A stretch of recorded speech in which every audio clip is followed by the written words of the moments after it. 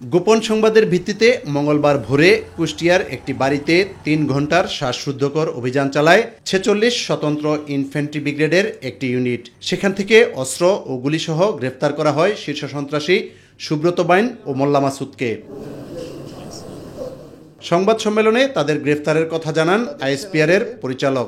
আজ ভোর ৫টা থেকে শুরু হওয়া কুষ্টিয়া এবং হাতিরঝিলে পরিচালিত সাঁড়াশি অভিযানে 46 ইন্ডিপেন্ডেন্ট ইনফ্যান্ট্রি ব্রিগেড একটি ইউনিট গোপন তথ্যের ভিত্তিতে সফলভাবে 2 জন শীর্ষ সন্ত্রাসী এবং তাদের 2 জন সহযোগীকে গ্রেফতার করতে সক্ষম হয়। গ্রেফতারকৃত সন্ত্রাসীরা হল সুব্রত বাইন ওরফে ফতে আলী, আবু রাসেল। ওয়ালটন টেলিভিশন মাত্র 25,490 টাকায় পাচ্ছেন গুগল টিভি। মাসুদ ওরফে মোল্লা মাসুদ, শুটার আরাফাত এবং শরীফ। সুব্রত বাইন ও মোল্লা মাসুদের দেয়া তথ্যে ঢাকার হাতিরঝিল থেকে আটক করা হয় 2 শুটারকে। অভিযান চলাকালে তাদের কাছ থেকে উদ্ধার করা হয়েছে 5টি বিদেশি পিস্তল, 10টি ম্যাগাজিন, 53 রাউন্ড অ্যামুনিশন এবং একটি স্যাটেলাইট ফোন।